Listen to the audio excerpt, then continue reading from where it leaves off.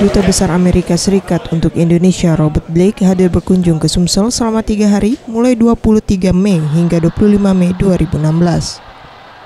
Pada hari kedua kunjungannya Selasa 24 Mei 2016, Duta Besar Amerika untuk Indonesia Robert Blake bersama Gubernur Sumatera Selatan Alex Nurdin memberikan kuliah umum di SMA Negeri Sumsel.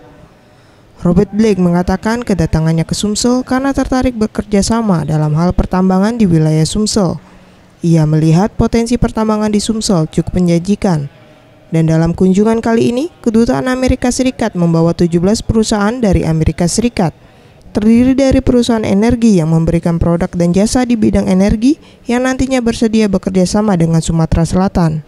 Palembang has wonderful opportunities for geothermal, for solar, and other kinds of renewable energy that should be taken advantage of. Many of the 17 companies that I brought with me on this trip have technologies and other kinds of ideas that would help Palembang to achieve that goal.